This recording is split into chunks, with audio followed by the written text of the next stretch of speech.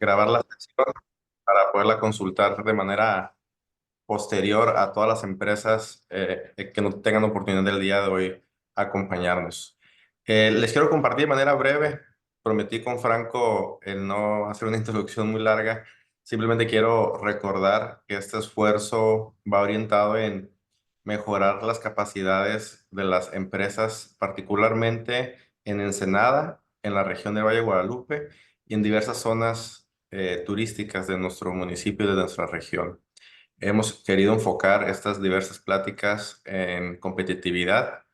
Creemos que es un momento idóneo de fortalecer las actividades económicas de las empresas y que esas pláticas y webinars, talleres vayan enfocado a los directivos de las mismas, a los gerentes, a los propietarios, a los jefes de área y que todas esas experiencias que nos puedan compartir de diversos países, haré un repaso de quienes nos han acompañado, pero buscamos que el enfoque sea hacia la vitivinicultura, hacia la gastronomía, hacia la hospitalidad, hacia las diferentes experiencias que se desarrollan en las diversas zonas turísticas, pero particularmente en la de la vitivinicultura, que es la parte fundamental del Valle de Guadalupe principalmente, y cómo converge con algo tan relevante como lo es la gastronomía. Y por ello, ese tercer webinar, el enfoque va hacia la revalorización de productos nativos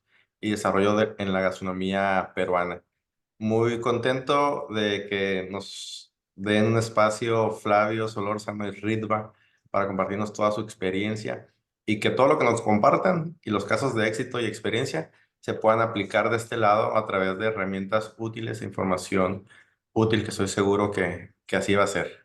Así que bienvenidos a todos. Les quiero compartir que nuestra asociación agrupa a 205 empresas de la zona. Sin embargo, hemos compartido esta información, estas invitaciones al resto de la cadena productiva, a los diferentes organismos y asociaciones que convergemos en este ámbito enoturístico para que también puedan ser de utilidad para ellos. Obviamente tenemos un registro y entonces las personas que no, las empresas que no puedan participar en este webinar, les haremos llegar el material. Así que gracias por su presencia. Y sin más, a 4 minutos de la introducción, Franco, muchísimas gracias.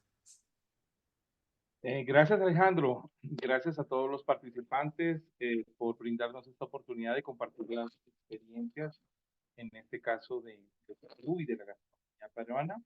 Procedo a presentar a Ritva y a Flavio. Ritva tiene un doctorado en química de alimentos, focaliza su acción y su investigación en granos andinos. Es profesora investigadora de la UNOL desde 1993 y lidera el FINCA, que se centra en productos derivados de cultivos andinos, sobre todo temas de investigación, formación y demás. Es coordinadora del proyecto Protein 2 Food en Perú desde el 2015. Impulsa la colaboración entre la academia, la empresa y el gobierno para aumentar el consumo de estos cultivos y mejorar la nutrición del país. Aparte de esto, es una excelente persona, una gran profesional, una amiga que ha aceptado compartir con nosotros todas sus experiencias muy valiosas. Aunque es finlandesa, ya lleva mucho tiempo en América Latina, así que ya la consideramos también una más de nosotros. También está Flavio Solórzano con nosotros. Flavio es chef de El Señorío del Surco, destaca en cocina peruana, pastelería y heladería artesanal. Es y ha sido el embajador de la marca Perú y representa al país en eventos gastronómicos globales.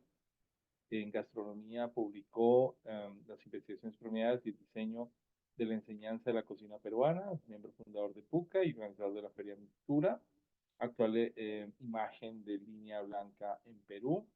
Igual que Ritva, ha decidido compartir con nosotros esta bonita experiencia y sobre todo comentar acerca de las iniciativas y todo el enfoque que hoy tiene la gastronomía peruana. Como decía Alejandro, esta acción permite fortalecer lazos de cooperación entre nosotros, digamos, entre países de América Latina y la idea es poder fortalecer las capacidades de información y el conocimiento, las prácticas y las herramientas que tienen los emprendedores del Valle de Guadalupe.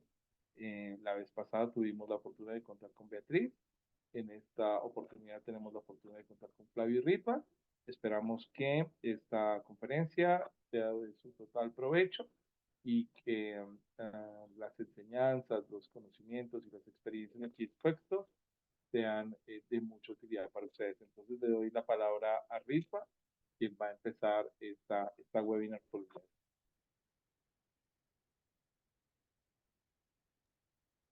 día. Muchísimas gracias, Franco y Alejandro, por invitarnos a participar en este webinar y dar la oportunidad a podernos compartir la experiencia que hemos tenido con Flavio en esos temas de ciencia de alimentos y gastronomía. Voy a compartir un ratito mi pantalla.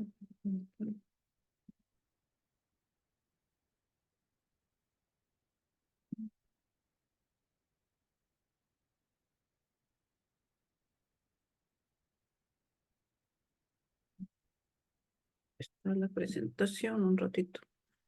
No veo bien aquí en mi pantalla. Una cosa que me... Quisiera poner la forma de presentación. A ver. Ya. Ahí. Lo puedes hacer aquí abajo, al lado de aparece la pantallita. La ves. Al lado del librito, a mano derecha, abajo. Ok, Creo también. que ahí está, ¿no? A ver, voy a también poner para que no vea tantas. Ya, pero vamos regresando. Ay, ¿cómo regreso? Ya. Aquí está. Bueno, quería comentar, Franco, que bueno, es verdad que nací en Finlandia, pero ya más de mitad de mi vida he vivido en Perú y también soy peruana por matrimonio. Y trabajo en la Universidad Nacional Agraria La Molina y el Centro de Investigación e Innovación de Productos Derivados de Cultivos Andinos, como directora de ese centro y también como profesora e investigadora en la universidad, pero siempre como peruana en realidad. Entonces, nuestro tema es experiencia en la revalorización de productos nativos y desarrollo de gastronomía peruana. Y yo voy a, bueno, tengo como un subtítulo, Ciencia y Gastronomía de los Granos Andinos. Y el contenido de mi presentación es el siguiente. Bueno, primero una breve introducción, un tema. Después explicando un poco qué son los granos andinos, su valor nutricional, qué usos tradicionales tiene y usos en gastronomía.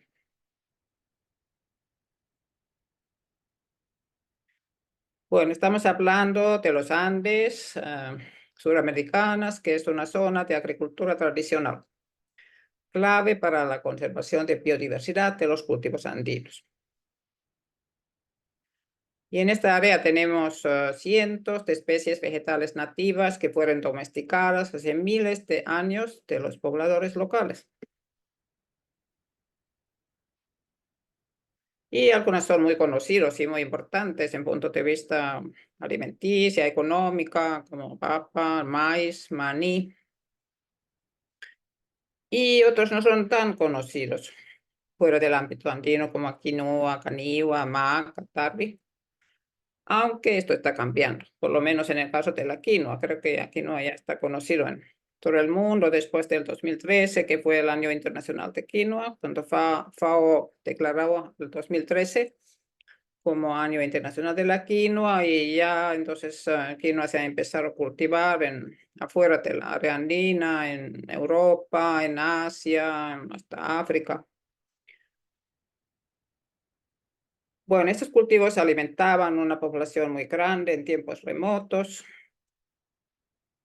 y después de llegada de los europeos fueron marginados, reemplazados por otros cultivos que trajeron los europeos, el trigo, arroz, cebada, Por ejemplo, ahora la dieta peruana está mucho basada en trigo, entonces, pero este trigo, bueno, inicialmente sí se cultivó bastante también en Perú, pero se ha reducido porque digamos, Perú no es un país tan adecuado para el cultivo de trigo como es Estados Unidos, Argentina o ciertas partes de Europa, o sea, casi 99% de trigo que consumen los peruanos es importado.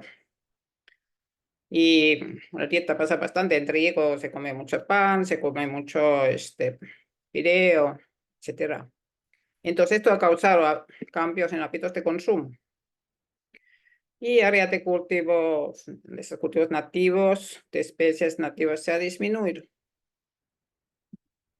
Y hay una mayor dependencia de los alimentos importantes, como un ejemplo es trigo, pero muchos otros más.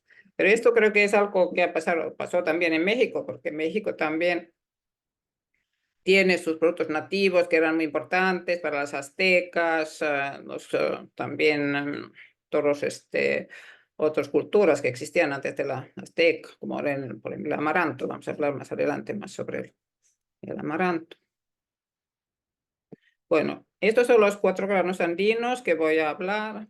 Quinoa, su nombre científico, Xenoporium quinoa, Caniua, Xenoporium valderi caule, Kibicha, Amaranthus caudatus, que es uno de los amarantos que también se cultiva bastante en México. Y Tarvi, en realidad, no es propiamente dice un grano andino, porque es un leguminosa, es como los frijoles, por ejemplo. Pero incluimos en este grupo, en todas maneras, porque son granos que se utilizan como alimento.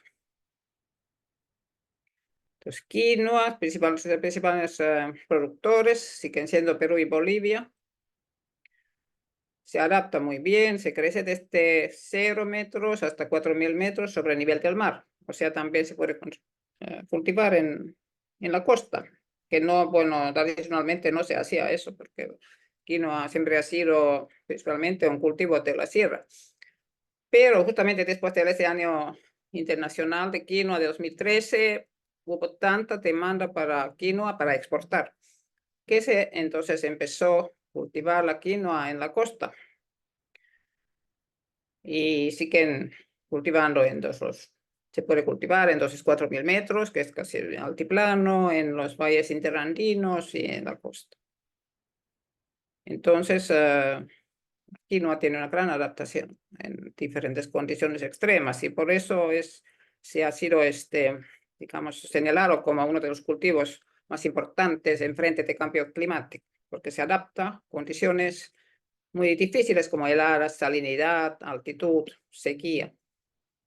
Por eso lo han empezado también a cultivar en Europa, yo sé que en África también, en Asia, hay bastante interés, y Estados Unidos.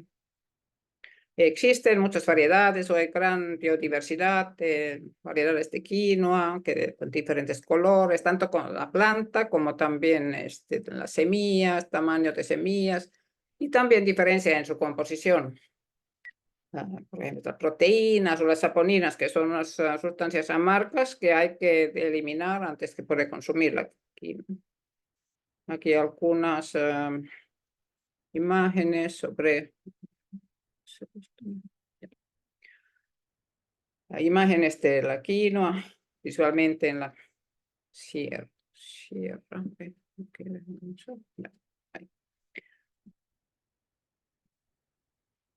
Y los granos, diferentes colores. Tradicionalmente se usaban los granos de color claro, crema, pero últimamente se ha descubierto que los granos de color negro, rojo, son muy interesantes, hay un mayor valor nutricional y son interesantes también las preparaciones culinarias que hemos visto con Flavio. Bueno, mencionar un poco la saponina, que es una sustancia amarga que forma espuma, entonces la quinoa hay que lavar, entonces en la forma tradicional, por ejemplo, en el campo, amas de casa, en las casas, lavan los granos de quinoa hasta que ya no forma espuma y queda listo para su consumo. Y aquí tenemos algunas variedades que se han analizado su contenido de saponinas. Entonces hay unos que son muy amargas, como la amarilla, casi todos los quinoas amarillas hemos visto. Con Flavio también hicimos este trabajo para comparar las diferentes variedades de quinoa en su uso en gastronomía, y vimos que los amarillas eran bien amargas. Bueno, Flavio seguramente les va a contar un poco cómo hizo en gastronomía para aprovechar o cómo tapar ese fuerte sabor porque incluso lavando creo que seguía teniendo su sabor amargo. Pero a veces tal vez algunos platos necesitamos algo de amargura, y también la saponina podríamos llamar como un compuesto bioactivo que tiene beneficios para la salud. Pero hay variedades como Chulpi Puno, Negra y Arapuno que prácticamente no tienen nada de saponina. La caniua podríamos decir que es su hermana menor de la quinoa. Es su pariente y menos conocido y menos investigado o estudiado. También nosotros le incluimos la caniua en nuestro estudio con Flavio. Es un pariente muy cercano de quinoa, crece también principalmente en Perú y Bolivia, solo de parte altiplano, por lo mismo Perú, a veces gente de otras zonas ni lo conocen, pero gente que vive en esa zona, para ellos es un cultivo muy importante. Es más tolerante todavía que la quinoa contra condiciones difíciles de los Andes. Puede ser cultivada a altitudes hasta 4.000 metros sobre el nivel del mar, o digamos una zona que prácticamente no crece nada más. Solo caniua y algunas variedades de papas amargas, y menos estudiado de los granos andinos. Quivicha, entonces la amarantos, que también en México, y bueno, ha sido muy importante para las culturas antiguas, como son los incas y aztecas, las grandes culturas de aquí en América. Y se cultiva, bueno, digamos, amaranthus cauratus, porque en México tienen otros amaranthus, pero amaranthus cauratus se cultiva en Perú, Bolivia y Ecuador, en valles interandinos, y en Sudamérica se usan principalmente las semillas. Y Amaranthus cruentus fue domesticada en América Central, y Amaranthus hipocondriacus en México. En África y Asia también se cultivan, pero se consumen principalmente sus hojas. Pueden ser utilizados como hortalizas. Y ahí tenemos Amaranthus tricolor y Amaranthus dubios, que no producen grano, digamos, claro, tienen siempre, todas las plantas tienen semillas, pero granos tan grandes y atractivos como esos otros amaranthus. Pero más bien sus hojas son también nutritivas y pueden ser utilizados en diferentes preparaciones culinarias. Aquí puse algo sobre amaranto en México, México, tierra de amaranto, y aquí hay producto tradicional que todos ustedes conocen, se llaman alegrías, que son la grano reventado, porque si tú tuestas el grano de quivicha o el amaranto, se revienta como popcorn. Y después puedes consumir directamente, y puedes hacer diferentes preparaciones, como son esas turrones, que son muy populares tanto en México como en el Perú. Aquí tenemos entonces las quivichas también tradicionalmente, o amarantos, son color crema, pero existen quivichas negras, rojas. El tarbi, que es el lupino andino, que es un leguminosa, se cultiva principalmente en Perú, Bolivia y Ecuador. Ahí lo llaman chocho. En Perú y Bolivia es tarbi, en Ecuador lo llaman chocho. Tiene un alto valor nutricional, pero su desventaja es que tiene unas sustancias amargas que se llaman alcaloides. En punto de vista agronómico es interesante, como todos los leguminosas, mejoran la calidad de suelo, pueden fijar el nitrógeno que está en el aire y así mejoran el suelo. Entonces se puede usar en rotación de cultivos, y así se usa tradicionalmente en la Sierra de Perú. En Europa se cultivan los que llamamos lupinos dulces, que no tienen alcaloides. Es Lupinus albus, luteus y angustifolios. Bueno, aquí tenemos foto de la planta de tarbi o chocho, que es una planta en realidad muy hermosa, que se puede, incluso hay lupinos que se utilizan como plantas ornamentales en Europa, por ejemplo. Y aquí derecha yo encontré un lupino que crece en México.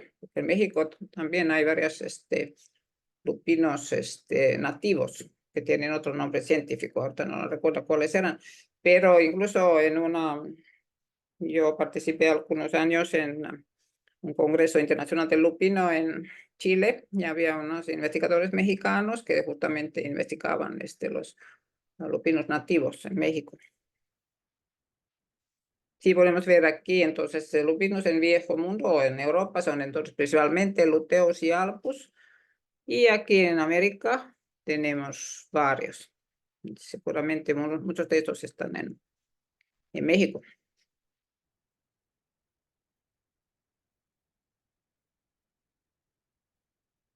Bueno, ahora entonces hablaremos un poquito los granos andinos como los nuevos superalimentos. ¿Qué son los superalimentos? Superalimentos son alimentos o también, bueno, superalimentos es una expresión más bien, digamos, comercial, pero podríamos también llamarlos los alimentos funcionales, que sería un término más científico. Pero estos superalimentos es una forma muy atractiva denominar los ciertos alimentos. ¿Y qué son estos superalimentos? Son alimentos que son buenos para la salud porque contienen nutrientes como la fibra dietaria, vitaminas, minerales, antioxidantes con propiedades preventivas de enfermedades crónicas, por ejemplo, cáncer, diabetes, osteoporosis, enfermedades cardiovasculares. Entonces, digamos, encima de los nutrientes tradicionales que son proteínas, grasas, etcétera, estos superalimentos tienen lo que llamamos compuestos bioactivos, que son compuestos que tienen efectos específicos para protegernos contra ciertas enfermedades, más que nada crónicas, como estos que se mencionan aquí. Y los principales superalimentos son de origen vegetal, aunque hay también algunos extractos animales, como el aceite de pescado, el aceite de pescado, especialmente los pescados azules, que tienen bastante aceite o grasa, tienen los ácidos grasos omega, que previenen las enfermedades coronarias. Bueno, vamos a ver un poquito de los diferentes nutrientes de los granos andinos. Tienen proteínas de alta calidad, porque tienen composición balanceada de aminoácidos esenciales, similares a leche. Últimamente se está poniendo cada vez más fuerte buscar fuentes de proteínas de origen vegetal, porque el consumo excesivo de proteínas de origen animal, como son los carnes, huevos, lácteos, causan, digamos, hay ciertas desventajas nutricionales o desventajas por el medio ambiente, y también simplemente que la población mundial está creciendo y no hay suficiente alimento, digamos, origen carne o leche para toda la población. Y mucha gente, bueno, también en los países ya, digamos, desarrollados que sí tienen acceso a todo eso, pero ellos también están pensando medio ambiente, evitar el deterioro del medio ambiente y también, digamos, para su propia salud. Entonces, los granos andinos son ricos en proteínas de alto valor nutricional, tienen los aminoácidos esenciales. Diferentes estudios se ha visto que la proteína de quinoa es casi igual que proteína de leche en su valor nutricional. Las grasas son buena calidad, ácidos grasos esenciales, tienen buen contenido de diferentes vitaminas, minerales y la fibra alimentaria. Bueno, aquí unas pruebas se ha visto que si comparamos la proteína de quinoa con la proteína de leche, caseína es la proteína de leche que nosotros consideramos que proteína de leche es una de las mejores proteínas porque tiene todos los aminoácidos esenciales y son fácil de absorción. Entonces aquí había un estudio donde se comparaba con animales del laboratorio se le daba a comer quinoa y también caseína y se vio su crecimiento y casi era igual. Y justamente los granos andinos en su punto proteínico son importantes porque son altas en lisina. Comparando, por ejemplo, el trigo. Trigo es muy interesante que es para hacer pan y todo eso, pero su valor nutricional no es tan bueno. Aquí se está comparando las diferentes variedades de quinoa con contenido de lisina con un patrón, digamos, un patrón ideal. El color anaranjada demuestra qué cantidad de lisina debería tener un alimento ideal. Y casi todas las variedades de quinoa superan ese. Entonces, ¿qué es la lisina? Es uno de los 10 aminoácidos esenciales para buena salud de nuestro organismo. Y es necesario para que nuestro alimento tenga suficiente cantidad de esos aminoácidos esenciales que muchas veces falta en la dieta muy estrictamente vegetariana. Aceites, tienen buena cantidad de aceites y bueno, falta un poquito ese tipo de estudio, cómo aprovechar ese aceite como aceite, digamos, comestible, porque es un aceite de buena calidad. Tiene justamente esos famosos omegas 3, omega 6 en cantidades adecuadas. Y los cereales comunes, si comparamos, tienen reducidas cantidades de esos ácidos grasos esenciales. Tal también es muy rico, bueno, el lupino andino, 20% de lípidos. Fibra dietaria es otro componente importante en nuestros alimentos. Y los granos andinos son buenas fuentes de fibra. ¿Y cuáles son sus efectos? Reduce el nivel de colesterol y glucosa en la sangre. Y esa forma prevención de problemas cardiovasculares y diabetes. Y también prevención de cáncer y otros dolencias. Y se nos recomienda consumir 25-35% gramos de fibra al día, que difícilmente no lo cumplimos porque comemos alimentos por lo menos en Perú, comen alimentos muy refinados. Por ejemplo, siempre el trigo, cuando se hace el pan, se hace con harina blanca. Lo más recomendable sería hacer con harina integral o también justamente mezclar harinas de granos andinos con el trigo. Y justamente evitar para consumir alimentos de alto índice glicémico. Y los granos andinos tienen un índice glicémico moderado bajo.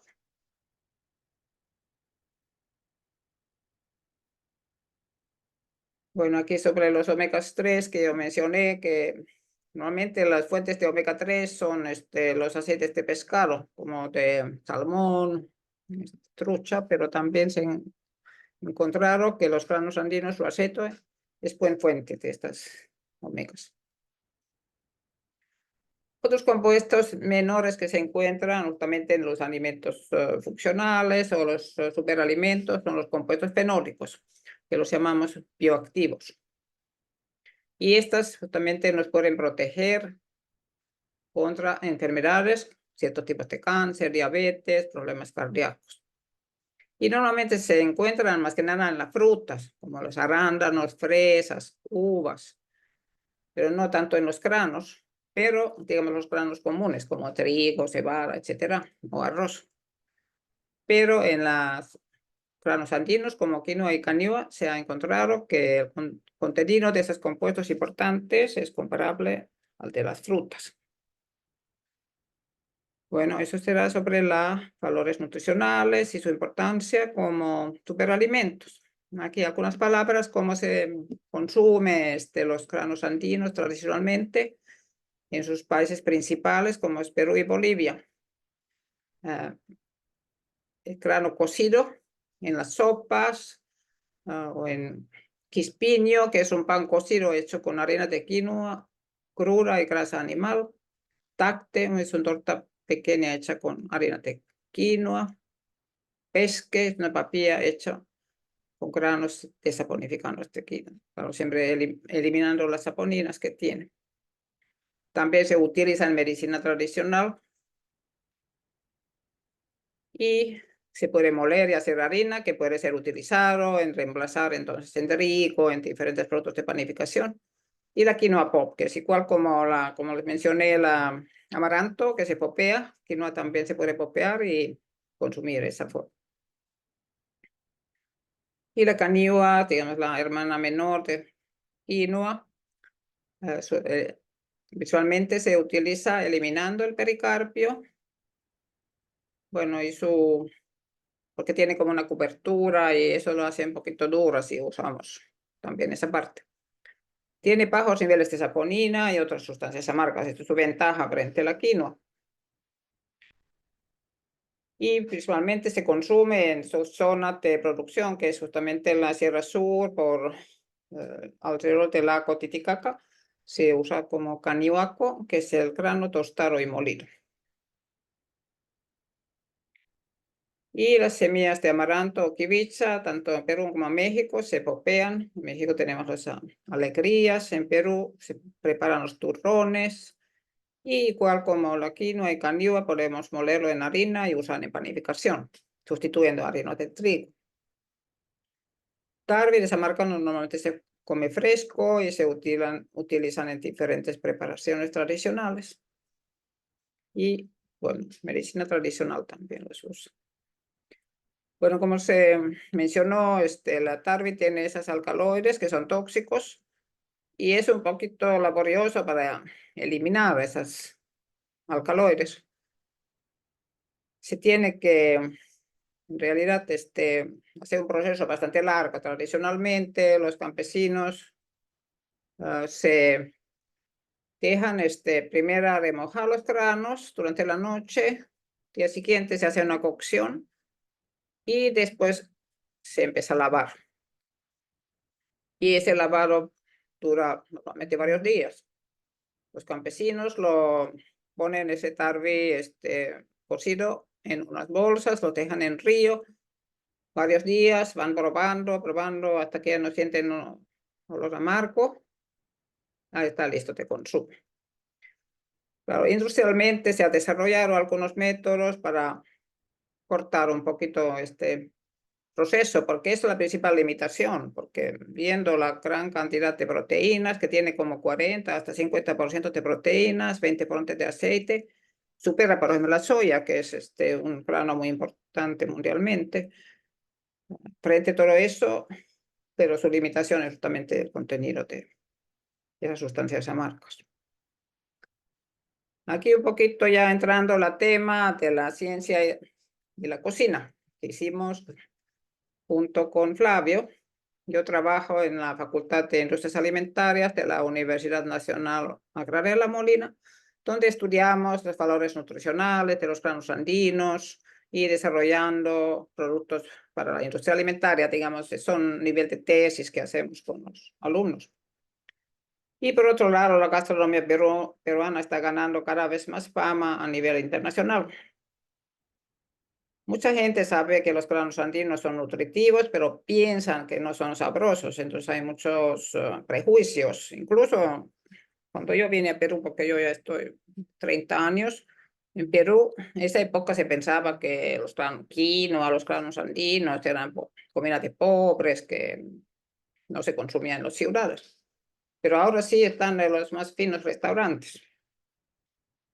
Pero de todas maneras, muchos consumidores piensan, y además como tienen esas sustancias amargas, no saben bien cómo tratarlos en la cocina, entonces prefieren no consumirlos. Entonces, con nuestro proyecto hemos demostrado que los granos andinos son altamente nutritivos y también pueden servir como insumos para la gastronomía, incluyendo la alta cocina. Entonces hemos desarrollado junto con Flavio platos novedosos con granos andinos y más o menos 80 platos, siempre utilizando estos 4 cultivos y con también trabajando con diferentes variedades, porque cada variedad tiene sus propias ventajas y desventajas y estamos buscando cómo orientar cada para variedad de diferentes tipos de platos, porque algunos eran más para dulce, otros eran más para salado, para entrar a bebida. Entonces hicimos bebidas frías, calientes, entradas, platos principales, postres, snacks, pan y pastelería. También con Flavio y con un alumno de industrias alimentarias se hizo todo un estudio, prueba de cocción de diferentes quinoas. Entonces muy interesante este estudio para ver, bueno, cocción y craneado, porque craneado es hacerlo tipo arroz, ¿no es cierto? Entonces ahí Flavio hizo todo este trabajo con el alumno. Y aquí algunas fotos de los platos desarrollados, entradas, por ejemplo, postres, bebidas, panes y pastelería. Y como resultado todo ese trabajo que duró, yo creo que como 5 años más o menos, que hicimos ese trabajo junto con los gente de industrias alimentarias y con Flavio y su equipo en un restaurante. Salió este libro, Granos Andinos, Superalimentos en la cocina. Y ese libro entonces tiene las recetas, las preparaciones, pero también mucha otra información muy interesante que justamente es importante para los consumidores, por ejemplo, si tiene gluten, no tiene gluten, es vegano, también algunos tips de preparación, explicación de algunos insumos que son propios nada más de la zona y los valores nutricionales. Por ejemplo, aquí tenemos una con kiwicha, un postre que se podría hacer con el amaranto y con una fruta que es camu camu, es una fruta de selva peruana altísima en vitamina C. Todo postre, todo totalmente superalimento, podríamos decir. Aquí algunas quería mencionar que todo digamos, importancia de gastronomía peruana también entonces tiene efectos que hay mayor interés hacia los productos nativos del Perú. Entonces hay esta iniciativa de agropecuarias campesinas que promueven el consumo de los productos de pequeños productores agropecuarios sin intermediarios a precios justos. Agropecuarias campesinas que seguramente Flavio, si tiene tiempo, puede después también comentar más, él conoce más sobre esta iniciativa que hace más accesibles esos productos de tierra a la gente, por ejemplo, en Lima, que es una tremenda ciudad. Y hay cada vez más interés hacia los propios productos, porque yo ahora cuando yo vine a Perú hace como 30 años, se miraba afuera, que todo lo que venía de fuera era más interesante, pero ya ha aprendido a apreciar lo propio que tiene, la gran biodiversidad que existe. Y creo que eso ocurre también en México.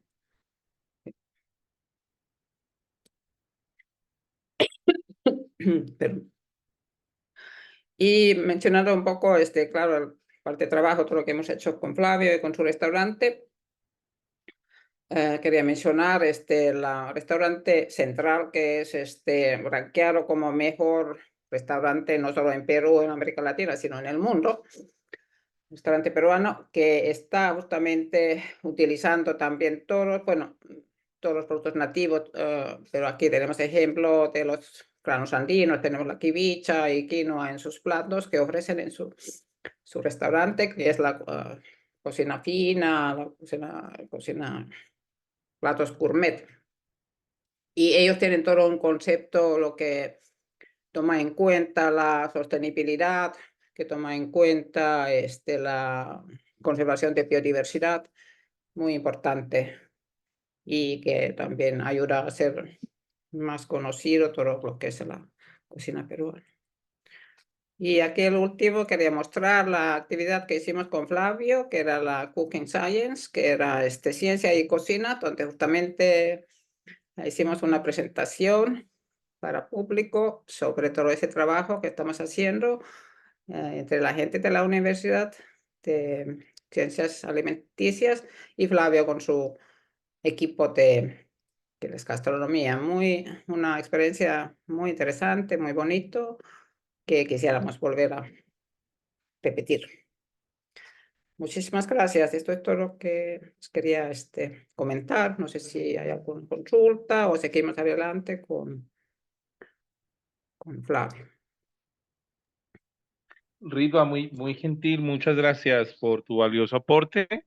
Gracias por tu conferencia, muy ilustrativa, de mucho contenido. Les recordamos que esta webinar está grabada y después se podrá consultar con más detalle en varias plataformas. Muchísimas gracias. Creo que quedamos muy entusiasmados de todas las potencialidades que tienen muchas veces los productos de origen local, que la mayoría de las veces los obviamos y no tenemos claridad de todo lo que existe en nuestros territorios, tanto en México, en Perú, en Colombia, en todos los países que tenemos de América Latina. Y el mensaje, creo, central es un poco explorar mucho más que tenemos en nuestros territorios. Por supuesto, hay una plataforma educativa, investigativa interesante en Ensenada que vale la pena, digámoslo, considerar para hacer alianzas y hacer estos ejercicios de investigación que han hecho en Lima y en Perú. Le damos, yo les sugiero que sigamos, darle la palabra a nuestro siguiente expositor, a Flavio, que ya está con nosotros, y dejamos para el final las preguntas y las respuestas. Flavio, bienvenido. ¿Qué tal? ¿Cómo están? ¿Cómo están todos? Un gusto estar acá. Vamos a hablar, sí, justo de las experiencias con los pequeños productores, Rita. De todas maneras, está incluida la presentación. Y bueno, creo que podemos empezar, ¿sí? Sí, por supuesto. Primero presentándome. Eh, bueno, soy Flavio Solórzano, ya voy a cumplir 50 este año. Pertenezco al restaurante Señorío de Sulco, que es un restaurante con eh, casi 40 años de trayectoria. Hemos pasado todo, hemos pasado desde la peor crisis económica del Perú en los 80s, las épocas de crecimiento fuerte del Perú, y también hemos pasado el momento en el que si bien había un despegue de la gastronomía peruana o del Perú como destino, pues bueno, no era necesariamente la cocina tradicional la más llamada. Hoy día justo vi un titular que decía que el ex mejor cocinero del mundo, Ferran Adrià, decía hay que salvar la cocina tradicional, ¿no? Entonces hemos pasado todo eso. Y bueno, y hoy es importantísima la cocina tradicional, ¿no? Reconocer un poco como a la mamá de todos, ¿no? Y, y bueno, ese es el señorío con mi abuela, mi madre, yo, trabajando en este restaurante lindo que está aquí frente al mar. Ya van a poder ver un poquito de qué se trata. Eh, Luego, bueno, no es solamente lo que hago, me dedico así a cocinar y a la cocina aquí. Esto pertenecía a PEGA, que ahora vamos a hablar mucho sobre esta iniciativa de revalorización de la cocina y ese trabajo colaborativo entre distintas disciplinas para hacer crecer pues nuestra cocina, nuestro país como destino y todo ello, ¿no? Luego doy clases también en una escuela de cocina acá. Hemos hecho varios libros, varios recetarios para empezar. Bueno, no es lo mismo recetario que el libro. Hemos hecho unos recetarios y luego libros, y hay investigación. Y creo que el que más me gustó intervenir, porque fuimos un equipo grande, fue con la doctora Ritva Repo. Y bueno, y ahí hemos tocado cosas importantes de moda, como lo que la doctora ha presentado ahora. Eh, eh, que la quinoa está pues en todo el mundo actualmente, ¿no? Y hay tres granos más importantísimos, como el tarwi, como la kiwicha amaranto, que también la tienen allá, y la cañigua, que es un granito más pequeñito, más achocolatado, delicioso. Estoy seguro que en los próximos años mucha de la industria de los snacks y todo ello van a incorporar a esta, ¿no? Ya se vende en Estados Unidos esta como baby quinoa, ahí la van a poder ver, ¿no? Y bueno, y esto es un poquito lo que he hecho, lo que hago, seguiría haciendo porque es mi pasión. Y aquí cuando Franco nos invitó un poco a esto, yo encantado de colaborar un poco, me comentó que, pues bueno, necesita un poquito refrescar un poco ideas y todo eso. Bueno, aquí hay muchas, porque el Perú es un buen ejemplo de lo mal que nos iba y de lo bien que nos va ahora. Esto, vamos a empezar por el final, ¿no? Vamos a empezar por la parte de los logros un poco de la gastronomía peruana, ¿no? Que sí he escuchado hablar, ¿no? He escuchado hablar de ceviche, he escuchado hablar de lomo saltado, de anticucho, de causa, de tiradito. Sé que está en todo el mundo ahora, pero ¿qué tanto con Perú, pues, no? Eh, vamos a empezar por ahí. Poco hace 30 años que cosa ocurría en nuestro país. Los jóvenes cocineros pensaban estudiar fuera del país gastronomía europea, básicamente.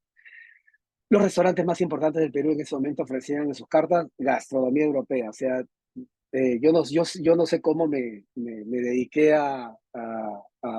no sé cómo me dediqué a hacer esto, gastronomía peruana en una época en la que la gastronomía europea era digamos, muy valorada, ¿no? Menos del 20% de la gastronomía peruana era valorada y solo de cocina peruana tradicional. ¿Por qué no? Si vas a salir a comer, tienes que salir a comer algo diferente a lo que comes en tu casa. Eso ha cambiado mucho ahora. La gastronomía peruana y sus productos eran motivo de orgullo, ¿no? Y Perú estaba sumido en una de las peores crisis de su historia, tanto social como económica, ¿no? Era terrible, podríamos hablar muchas horas acerca de esa situación, pero bueno, esto cambió. Esto que ha venido sucediendo con el Perú los últimos 25 años, ¿no? Esto, vamos a minimizar esto, ya, ahí está, sí. La gastronomía es principal motivo de orgullo de todos los peruanos, ¿no? Los peruanos están orgullosos de su cocina, de sus productos y de su historia. Es el principal motivo de orgullo. Esto es un caso así de estudio porque han habido marcas comerciales muy fuertes arraigadas a la personalidad, a la identidad del peruano por muchísimos años. Y en menos de 20 años todo eso cambió. Y cambió por su cocina, ¿no? Algo que estaba muy por detrás, ya lo han visto en la diapositiva anterior, ¿no? Y Perú ha sido considerado durante los últimos 25 años más de 10 veces mejor destino culinario del mundo. Listas y qué sé yo, pero eso ayuda, ¿no? Luchar por ello, luchar porque eso de alguna manera suene como noticia, ayuda mucho que venga el turismo, ayuda mucho a la identidad y ayuda mucho al orgullo del peruano, ¿no? Porque todo el chip de todos nosotros cambia, ¿no? Yo sí pediría que aquí ustedes lo pongan lo tomen como ejemplo, porque todo esto inclusive ha sido también tomado por pequeñas localidades aquí al interior de Perú, ¿no? Como ejemplo y desarrollo de regiones pequeñas también. Que hoy en día dentro de la gastronomía peruana comienzan a ser unas regiones más consideradas que otras, ¿no? Mejor consideradas que otras, ¿no? Justamente por el trabajo de la comunidad, ¿no? De la comunidad gastronómica empresarial. Esto actualmente, como ya lo dijo Rita, los peruanos, los restaurantes peruanos se encuentran en los primeros lugares de la lista de los mejores restaurantes del mundo. Esas listas, no que son como que somos pues, lo máximo, no, pero sí, hay alguna lista por ahí. Perú ha colocado muchos restaurantes, acá el mejor restaurante del mundo gracias al chef Virgilio Martínez. Mizuharu Sumura también está muy cerca ahí y ahorita considerado el mejor restaurante de Latinoamérica, ¿no? Entonces, eh, estas cosas ayudan muchísimo a que Perú se vuelva noticia, ¿no? Sea una tendencia, ¿no? Que las agencias de viaje coloquen al Perú porque ahora existen los destinos turísticos gastronómicos y esto ayuda muchísimo a traer turismo hacia el Perú. Entonces, eh, por eso es que es importante Perú organizó 10 veces una de las ferias culinarias más grandes de Latinoamérica, se llamó Mistura. Y sí, durante estas 10 veces, durante estas 10 ediciones, durante estos 10 años, imagínense ustedes que nosotros teníamos alrededor de, no más de una docena de periodistas gastronómicos antes de Mistura, antes del año 2010. Y luego con Mistura tuvimos alrededor de, en 10 días solamente, alrededor de 600 periodistas de especialidad en gastronomía que visitaban el Perú y todos al unísono, como se hacen las campañas actualmente, no una bala por ahí, otra bala por allá, sino todos al unísono, pues publicaban y comentaban lo que sucedía en el Perú, esta revolución gastronómica en la que los peruanos estaban trabajando fuertemente, ¿no? Entonces, básicamente era eso, Mistura cara hacia afuera, ¿no? Los resultados, digamos, de Mistura, pero en el interior también obviamente sucedían cosas muy interesantes. Y la gastronomía peruana ha sido motivo de estudio como un caso de éxito por muchos organismos, estudiosos, ¿no? Dicen cómo el Perú ha podido ser tan rápido, ¿no? Tan rápido ha podido colocarse y bueno, y que los peruanos sientan, sí, nos han dicho que nuestra cocina está considerada como una gran cocina en el mundo y todo ello. Eso ha sido, verdad que yo siento que ha pasado el tiempo volando, ¿no? Y las cosas han cambiado muchísimo y a veces no nos los creemos nosotros los peruanos, ¿no? Pero bueno, ahí vamos con nuestra cocina, con nuestros logros, este, con mucho orgullo, muy felices, pero con mucha humildad siempre, ¿no? Y productos peruanos como el pisco, el aceite de oliva, el chocolate y café han logrado premios mundiales los últimos 15 años fácilmente, porque con todo este tema de la feria y del boom gastronómico que se da a partir del año 2002 aproximadamente, eh, eh, eh, también los productores, o sea, la gastronomía arrastra también a otros sectores, ¿no? Entonces, la que se ha generado y bueno, entonces, si no es por la cocina, es por el pisco, y si no, por el aceite de oliva y qué sé yo, el chocolate, ya. Y así vamos. Vamos con la siguiente.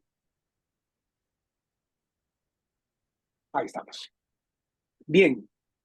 Eh, ¿Qué hemos hecho nosotros? Cuando digo nosotros es un poco entre la generación pasada, imagínense, yo tengo ya casi 50 años y estoy en una generación anterior, ¿no? Lo que ustedes ven ahí en esas imágenes, la mitad de las personas que están ahí ya no existen, ya no están con nosotros, pero tuvimos la gran oportunidad hace casi 20 años de conocerlos y reconocerlos, cuando sentíamos que el boom de la cocina se comenzaba a dar, el boom de la cocina peruana se comenzaba a dar, lo primero que hicimos nosotros fue reconocer a esta generación que nos antecedía, ¿no? Y eran grandísimos cocineros. El Perú es, como dicen, es un crisol de culturas. Ahí ven un Japón. Parecen los dos asiáticos, pero uno es muy japonés y el otro es muy chino, ¿no? Está Toshiro Konishi, uno de los creadores de la cocina Nikkei en el Perú, con platos que tienen nombre, su nombre, al mejor estilo de Francia. Toshiro colocó platos en algún momento. Ahí está Javier Wong, que está pronto a retirarse actualmente, ya bastante mayor, y así, ¿no? Entonces, y lo que hicimos nosotros básicamente fue reconocer a esta generación de cocineros emblemáticos, porque no podíamos erguir una imagen de la nada, ¿no? De repente surge Flavio Solórzano como un gran cocinero, pero ¿quién te avala a ti, no? Entonces, el hecho de sustentar nuestra imagen está en reconocer quién nos enseñó. Nosotros tenemos grandes maestros y esos grandes maestros son los que abrazamos el día de hoy. Estoy hablando de hace 20 años aproximadamente. Entonces, y no todos son cocineros ahí los de la derecha uno es periodista, biólogo también, y el otro es un sociólogo, ¿no? Mi madre también que está ahí, Isabel Álvarez, es socióloga también, ¿no? Y ya después se adentra al mundo de la cocina. Entonces, fue reconocer esto, y eso es lo que un poco ustedes también de alguna manera pueden generar, ¿no? O sea, México, al igual que Perú, porque considero que Perú y México son como dos películas muy parecidas, ¿no?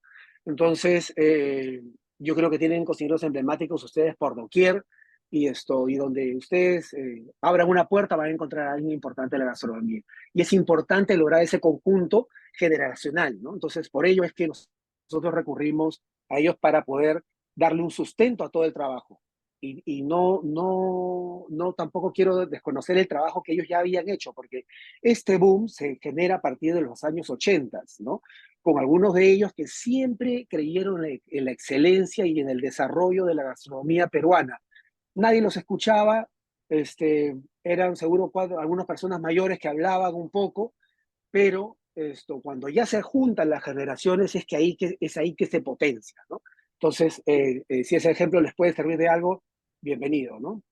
Eh, ¿Quiénes somos? ¿No? No solamente Flavio Solor, somos por lo menos un par de docenas de cocineros que no entran en esta presentación, todos, pero ahí les pongo algunos, uno de los más importantes, arriba a la izquierda, Gastón Acurio, con un grupo que coloca restaurantes por muchas partes del mundo, y cocineros pues que de manera individual, otros con cadenas y qué sé yo, pero en esa época todos andábamos con un solo restaurante, todos andábamos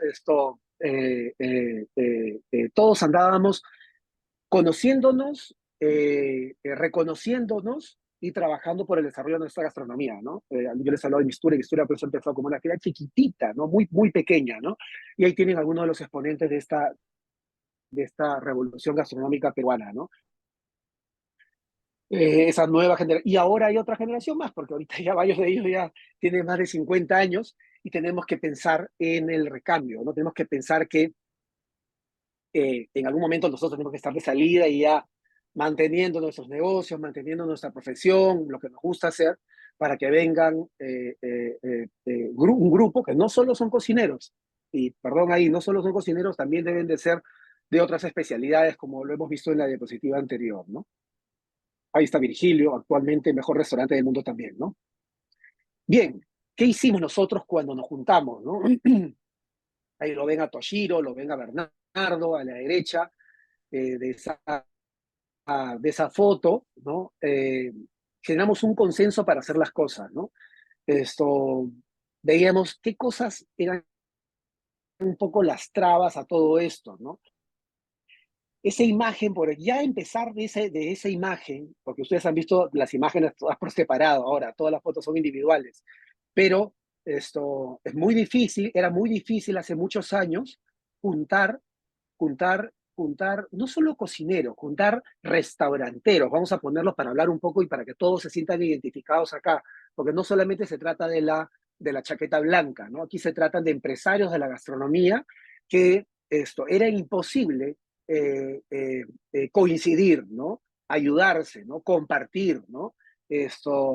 Un acto de generosidad, ¿no? Ahora es muy normal y es un poco lo que se respira en muchas partes, pero a veces no es del todo cierto, ¿no? No es del todo creíble, pero en este caso, desde el primer momento, pensábamos que si queremos nosotros salir adelante, la única manera es el consenso entre todos nosotros, ¿no?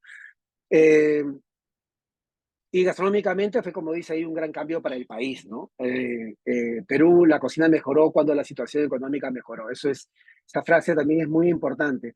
De hecho, una de las trabas también que los 80 no salgamos Perú, este boom gastronómico no se dé más rápido, es porque pasamos por una situación económica muy, muy, muy, muy dura y socialmente también, ¿no? Entonces, vencimos todas esas barreras y inmediatamente nos pusimos a trabajar.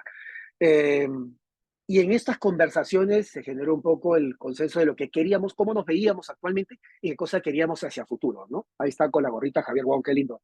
Eso fue para un documental, me acuerdo que nos sentamos a conversar, ¿no? Eh, y bueno, alguna de las cosas que hicimos fue documentar, ¿no? Porque el papel, el hecho de lograr eh, un texto donde quede grabado absolutamente todo lo que había sucedido en el Perú en términos de gastronomía, los cocineros emblemáticos que son esa generación anterior a la nuestra, la actual nuestra y todos juntos, que quede perpetuada en un texto, ¿no? Y se hizo este libro de Perú Mucho Gusto, que no lo hubiéramos podido hacer si es que no conversábamos también con las autoridades locales y pedíamos que este tipo de publicaciones se den, ¿no? Entonces, más que un recetario, era simplemente que la sociedad y también la sociedad internacional, o sea, otros países, nos vieran como un conjunto, ¿no? Y que somos capaces de poder hacer cosas en conjunto. Ya luego la de 2019, el gusto es nuestro, Perú, el gusto es nuestro, ya está solamente la generación de los chicos que ahora pues deben tener un poco más de 30 años, ¿no? Eso es un poquito por donde empezamos y, y creíamos que había tanto, así como también lo tienen ustedes, pues solamente es que hay que registrarlo, hay que reconocerlo y hay que ver su potencial y creérnoslo, ¿no? O sea, hay que creer que nuestra familia, de verdad, no es por esta presentación, pero México tiene tanto como tiene Perú, ¿no? Entonces, tiene muchísimo que mostrar.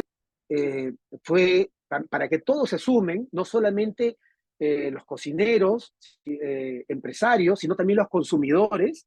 Fue hacer esta feria gastronómica internacional que se llamó Perú Mucho Gusto y que al año siguiente, en el 2009, logró un nombre propio y se llamó Mistura. Entonces, en esta feria nosotros esperábamos 4.000 personas y se aparecieron 20.000. Y Mistura no paró hasta crecer 10 veces más de eso y terminamos teniendo más de medio millón de personas en la feria, ¿no? Entonces, y no era solamente la feria ir a comer y vender y generar dinero, sino que generamos también o sea, la feria era todo un filtro, vendíamos la imagen a la gente de que iban a poder probar cosas de distintas partes del país que han sido cuidadosamente seleccionadas, lo mejor de la gastronomía peruana, que ya era un boom gastronómico, y los primeros que tienen que probar y disfrutar de esta gastronomía son ustedes mismos, ustedes peruanos. Entonces, nuestros mejores embajadores siempre han sido los mismos peruanos, ¿no? Los mismos locales. Entonces, cuando salen orgullosos a hablar de su cocina. Y esto atrae a la prensa y bueno, ese efecto así, de bola, ¿no? Que se va haciendo cada vez más grande, ¿no? Entonces, la feria se llamó Mistura, ya con un nombre propio, APEGA, Sociedad Peruana de Gastronomía. Eso es lo que es el Perú, ¿no? Perú tiene, al igual que México, es un país mega diverso, con muchos microclimas que dan muchos productos, ingredientes para la gastronomía y también culturalmente todo un repertorio porque africanos, italianos, japoneses y de todas las culturas llegaron acá y todos cocinaron a la vez y todos enriquecieron un poco esta gastronomía peruana, ¿no?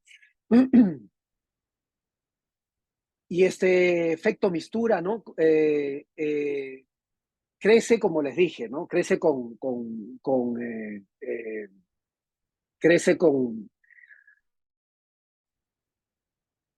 el, con la fe que teníamos nosotros de renovarnos cada año. Siempre ofrecíamos un contenido diferente, porque nuestra gastronomía da para eso y la de ustedes también. Entonces, siempre teníamos restaurantes diferentes participando, pulcritud, excelencia en el servicio. No era una feria de fin de semana, ¿no? Porque costaba. Alguna gente inclusive se quejaba de que era muy caro entrar a comer, mejor prefiero irme a los restaurantes de acá del barrio, como dicen aquí de Lima, y como lo mismo. No, usted va a probar un viaje culinario y era lo que realmente, lo que ofrecíamos, era lo que realmente servíamos, ¿no? Entonces yo estoy en Lima, para ir a Cusco, que ustedes deben haber escuchado hablar de Machu Picchu, uno tiene que tomar un vuelo de 1 hora y media para llegar allá, o a Tacna, cerca a Chile, o a Tumbes, cerca a Ecuador, son casi 2 horas de vuelo, y todos esos restaurantes, los mejores, la selección de todo ello y de la selva también, todo eso estaba reunido en Mistura, entonces la gente era de un goce tremendo, ¿no? Entonces veías, y un efecto muy interesante también en la feria era que, bueno, como muchos países, sobre todo latinos, que un poco duro decirlo, pero el tema de las clases sociales eran muy marcados, ¿no? El que tenía no se juntaba con el que no tenía y así en cualquier otra circunstancia de la vida, pero en Mistura eso se acababa. Entonces podías no tener y a la es pagar tu entrada y comer un par de platitos y disfrutar de la feria y toda la cultura que traía y los espectáculos y todo, con mucho más poder adquisitivo que uno, ¿no? Entonces, era un goce total y una, y una, y de una importancia cultural muy fuerte, ¿no? Vamos con la otra. Siempre este tipo de eventos hay que cuidarlos y un evento pues que genera visitas, que ha sido pues que ha sido un boom tremendo. Teníamos que cuidarlo mucho porque bueno, al éxito siempre le llueven las críticas, entonces una de las cosas que tenía que eh, ¿quién gusta? Ah, ya, ok, voy dejando las preguntas, ya. Esto, pueden haber detractores y todo ese tipo de cosas, entonces pensábamos que Mistura debía contener un mensaje de sostenibilidad, que nuestra gastronomía, que la disfrutamos mucho, era un mensaje, llevaba consigo un mensaje de sostenibilidad. Su producción, sus productos, sus cocinas, sus actores y todo ello, ¿no? Era la responsabilidad del sector gastronómico y bueno, eh, luego la oportunidad de crecimiento al productor, reconociendo la pasión por lo que hacen. Una de esas cosas, refiriéndonos a la sostenibilidad, es que también, y eso lo hicimos también yo creo que esto sí ha sido con Mistura, era que ya esta vitrina tan hermosa que era la feria y en la que estaban la generación anterior y esta, tampoco puede ser que, o sea, antes no había nada y hoy pues, hay toda una muestra importantísima, ¿no? Pero de dónde proviene todo esto? ¿De dónde sale todo esto? O sea, no lo querían hacer y ahora sí lo hacen, pues no. Teníamos que reconocer en general a toda la cadena gastronómica, ¿no? Entonces, y el inicio de la cadena gastronómica está en el mar y está en la tierra, ¿no? Gracias a los productores, campesinos, como se les llama aquí en Perú, y conservacionistas, que son un productor, un campesino, pero de un nivel superior, ¿no? Que le importa mucho la biodiversidad, la sostenibilidad, el cuidado de las semillas y todo ello, ¿no? Entonces, estos datos han sido muy importantes, la participación de estos actores ha sido muy importante y desde el inicio de la feria siempre caminaron con nosotros. Les podría contar innumerables casos de pequeños productores que al día de hoy ya tienen una pequeña, mediana o gran empresa a partir de los productos que traían a la feria, ¿no? Con mucha dedicación, atravesando muchas dificultades, pero la feria era la gran vitrina que todos esperaban todos los años, ¿no? Esto, un poco antes, como dice ahí, de Mistura, ese acercamiento no había, ¿no? Entonces, era momento de mostrar toda la cadena gastronómica en su conjunto, ¿no? Entonces, mientras nosotros reconocíamos más este mensaje, si se dan cuenta, lo vengo repitiendo de alguna otra manera, mientras que nosotros reconociéramos más a otros actores que participan en la cadena, pues más nos íbamos a beneficiar todos en conjunto, ¿no?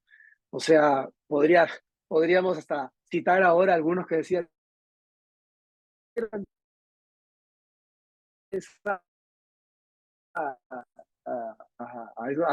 algunos personajes esta que es Mistura, pega y todo ello, porque no va conmigo, pero sin embargo, a todos nos fue mejor. A los que no querían estar y a los que estaban, porque esto bañaba absolutamente todo, ¿no? Entonces, han sido 10 años de un crecimiento muy importante. ¿Cómo se proyectaba todo esto? De la siguiente manera, les dejo un pequeño videito para que vean qué era Mistura, que la cuento con tanta emoción.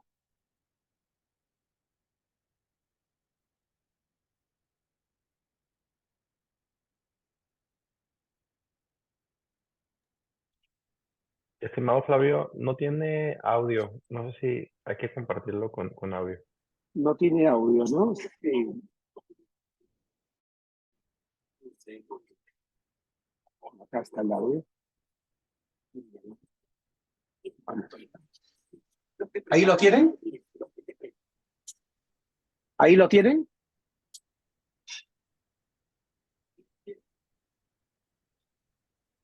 Uy, se congeló. Uy, se congeló. Si quieres para comerla, los clásicos, los innovadores, los del centro, los del norte, los del sur, los de Ahí la listo. costa, los de los Listo, listo. Andes, los de la Amazonía, los cholos, los negros, los blancos, los colorados, los que migran, los charapas, los moches, los characatos, los que adoptaron esta tierra como suya. Misturas somos todos. Los que producen, los que inventan, los que aportan, los que exportan, los que crían, los que pescan, los que siembran, los que cosechan, los que preparan la comida, los que se preparan para comerla, los clásicos, los innovadores, los que prueban, los que aprueban, los de mucho conocimiento y los dignos de reconocimiento. Mistura somos todos, los de la carretilla, los de los mercados, los de la comida al paso, los que surgen, los consagrados, las glorias de la cocina, los que irán por primera vez y los que vuelven cada año. Mistura somos todos, los que sueñan, los que integran, los que vienen a aprender, los que vienen a celebrar, los de la fiesta de San Juan, los del carnaval de Catamarca, los del Inti Raymi, los de la Candelaria, los de Catacaos de tantos años, los amigos, los del barrio, los del trabajo, los que vienen a hermanos, los parejitas, los jóvenes, las familias, los grandes y los pequeños, los que comemos para compartir. Y los que compartimos lo que comemos, porque todos somos mistura, y mistura somos todos.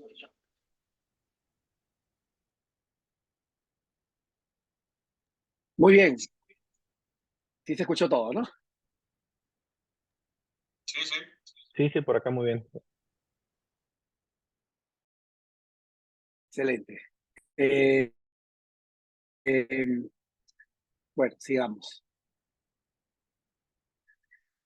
Bueno, como han visto ahí, no pensé que eran tantos, me acordé de uno de los videos con los que se promocionaba la feria y, y de verdad que absolutamente todos nos mezclábamos ahí, ¿no? Más los más de 30.000 visitantes que habían, que venían solamente para comer. Teníamos visitantes de Argentina, de Chile, sí, de Colombia, también de México, Centroamérica un poquito, Estados Unidos, y algunas personas iban a comer a Mistura y a los restaurantes de la feria en 10 días. Ese era el tour que la gente tenía para esos momentos, ¿no?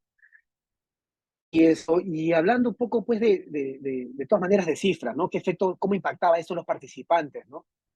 O sea, ser convocado a la feria porque había todo un análisis de quiénes participaban, quiénes no, porque había que tener calidad gastronómica y higiene, ¿no? Un buen manejo, una buena presentación, un trato amable, todo ello, ¿no? El tema del servicio y todo ello.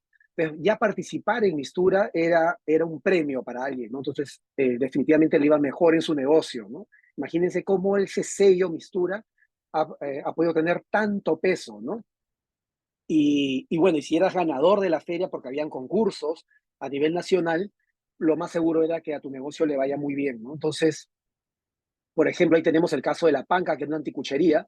Las anticucherías son algo así de repente como una taquería, ¿no? Pero en vez de tacos se venden anticuchos que son unos pinchos, un carrizo, un palito de madera, se inserta corazón de res, se sazona y se hace a la parrilla, y también se hace eso, se hace el intestino delgado y se hace el mondongo también, ¿no? Entonces todo esto se hace a la parrilla y se vende con elote, con papas y salsas picantes, ¿no? De ají, que le llamamos acá, no digamos Chile, de ajíes y todo ello, porque se come también aquí muy picante, ¿no? Entonces, por ejemplo, ahí hay un caso que les he puesto, hay muchos casos. Este es un caso, por ejemplo, de una persona que tenía un restaurante, era una chica muy joven y ganó el concurso, y luego del concurso abrió 7 locales más y grandes. Estamos hablando de restaurantes que entraban pues más de 150 personas uno, algunos medianos, otros pequeños, otros muy grandes, ¿no? Java alguno, ¿no? A Don Ruiz, ahí tenemos un panadero, de repente no, pues no quería tener puerta a la calle, ¿no? Luego que ganó el concurso nacional, mejor panadero del país, pues los trabajos que le venían eran muchos y él vendía vendía y vende actualmente a hoteles y vende pues por miles los panes semana a semana, ¿no? Entonces, el tema de haber sido ganador en Mistura ha sido todo un sello de garantía de que esa empresa, de que ese cocinero era una empresa de prestigio, ¿no? Así. Y podríamos hablar, ahí tenemos a Javier Arevalo, todo el mundo se preocupa por el ceviche, por ejemplo, él tuvo un éxito tremendo, solamente una vez, creo que un par de veces hicieron este concurso de ceviche, pero de él impactó mucho y logró que su restaurante crezca, ¿no? Como 3 restaurantes en el mismo lugar donde él tiene el local. Y Grimanesa Vargas, ella no concursó porque ella, por ejemplo, algo que nosotros hacíamos mucho, no hacer concursar a los emblemáticos, así como les enseñé la primera diapositiva de los personajes, de los cocineros importantes, ella participaba en la feria, tenía una calle en una esquina aquí, este barrio Miraflorino de Mano, y sin ganar ningún premio, la Grimanesa, hizo pues que su anticuchería, su puesto, pues tuviera cientos de visitas diarias y vendía muchísimo. Ya luego logró un local más pequeño, igual siempre con esta idea de que no se pierda la calidad de lo que ella ofrece, ¿no? De lo que ella ofrecía y ofrece. Entonces, una persona a la que le fue muy bien, con solo participar, con solo que nosotros, en vez de pensar que porque somos el cambio, la generación nueva, los jóvenes con ideas nuevas, ¿no? Y que el resto es anticuado y que no, lo anticuado queda atrás y eso no, hay que pensar en la nueva cocina, no. El valor nuestro, tanto de Perú como México, está en lo que ya tenemos hace cientos de años o miles de años. Entonces, simplemente es ponerlo bonito, con un buen servicio, con un buen sabor, cuidando muchísimo el sabor y todo ello, ¿no? Entonces, fue gente a la que le fue muy, pero muy bien, ¿no?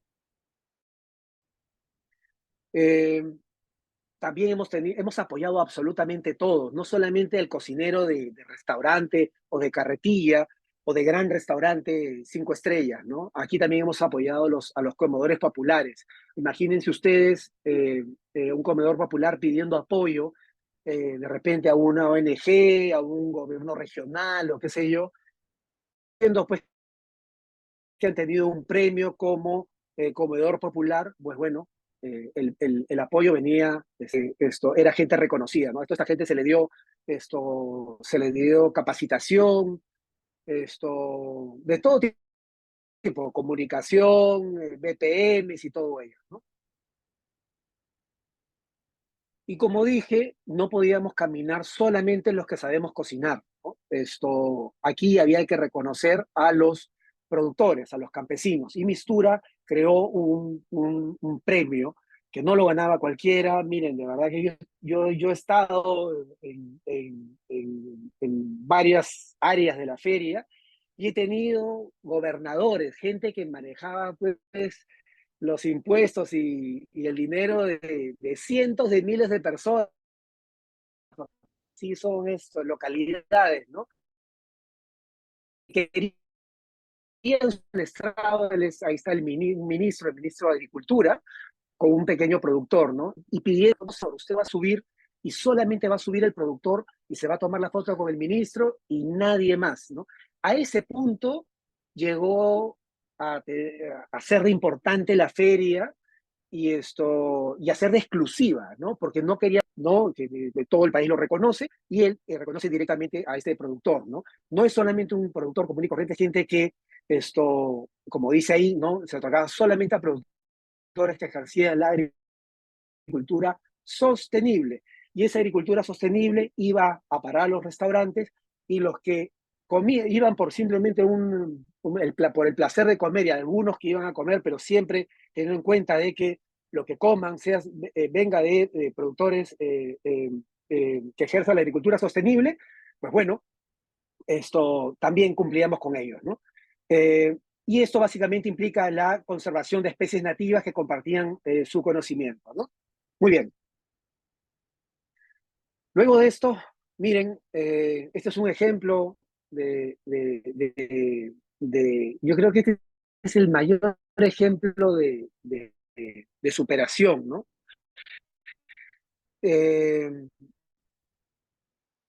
Teníamos miren, esas papas que tiene este productor en la mano, esas papas valían quizá por kilo. Hoy en día esas papas, esa bolsa de papas está en México, está en Estados Unidos, está en los mejores restaurantes peruanos en Estados Unidos y la gente abre la bolsa y la tira a la mesa y la sirven en cualquier restaurante peruano en Manhattan, por ejemplo, ¿no? Y esas papas no valían ni un centavo, pueden creer eso, ni un centavo, pero haberlas traído a Mistura, premiar a esos productores, ¿no? O sea, reconocer, dar, calificar de la mejor forma a todos los que lo hacen bien en la cadena gastronómica, ayudó mucho a que todos nosotros despeguemos, ¿no? Y en la medida que esas papas se veían en otros países, la gente quería venir a Perú y venía a comer a mi restaurante, a comer al restaurante de otro, a la carretilla de otro y a todos. Entonces, esto, a todos nos iba bien, ¿no? El Rocoto de Oro, productores, él es Edilberto Soto, antes de Mistura de la Papa Nativa, no contaba con presencia internacional y era infravalorada en el mercado nacional, ¿no? Hoy las papas nativas son de las más costosas y tienen presencia en muchos países del mundo, ¿no? Existen marcas que exportan papas nativas en envases de lujo. Ellos, por ejemplo, son algunos de los que por el envase no puedes creer que adentro de ese envase hayan simplemente hojuelas de papa, ¿no? Lo que pasa es que estamos hablando de repente de algo así como el maíz para ustedes, ¿no? Estamos hablando de la papa del altiplano peruano que compartimos con Bolivia y que están comiendo las papas desde el lugar de origen, de 5.000 años de historia, ¿no? Entonces, la gente lo come con algo más que simplemente la lengua y ya, ¿no? Entonces, con todo eso es que se han exportado y se exportan y la gente consume esos productos, ¿no? Eh, se han realizado, se han realizado muchas cosas alrededor de la quinoa, ¿no? Porque la papa al final siempre está presente en la mesa peruana, pero con la quinoa tuvimos un caso bien, bien particular porque realmente esto sí era como que si comías quinoa, y es por eso el gran trabajo que hemos hecho con la doctora Rita Repo, esto de revalorizar esto, porque yo creo que el libro que hemos hecho con libros que también han hecho otros autores, han ayudado mucho a reposicionar la quinoa en el imaginario del propio peruano, porque el peruano es el que tiene que salir fuera de su país y llevar no solamente su cocina, sino absolutamente todos sus productos con orgullo, ¿no? Entonces, en el año 2012 y 2013, los granos andinos y la quinoa fueron protagonistas en la feria. Nosotros en la feria armábamos un mercado y armábamos una vitrina, ¿no? Entonces, tú ibas a comprar de todos los productores del país, de los mejores productores del país, los mejores productos, ¿no? Y podías hacer tu mercado de ese mes, de la semana, ¿no? Y, eh, y la quinoa tuvo un año y los granos andinos, como el libro que hemos hecho con la doctora, tuvieron otro año. Entonces, miren cómo tuvo efecto esto. Solamente a partir de que Mistura coloque eso en la feria como protagonista y varios restaurantes también ofrecieron, mucho menos de 40.000 toneladas, íbamos por las 30 y tantas mil toneladas, a producir más de 100.000 toneladas. Entonces, todos nos beneficiamos absolutamente de ahí, ¿no? Entonces, ahí tenemos unos productores extraordinarios de Cusco, de las alturas de Cusco, y así también, no solamente los que buscan la exportación y todo ello, sino también los productos locales, como bien sucede en Japón, como bien sucede en Francia, ¿no? Tratamos de que los mejores productos traten de quedarse en el país y que las integraciones de nuevos ingenieros y todo ello se queden, ¿no? Y a la derecha de esta imagen tenemos a Gastón Quispe, un productor de quinoa, de varias variedades de quinoa, eh, y él es ingeniero, y sin embargo lo vemos como un campesino.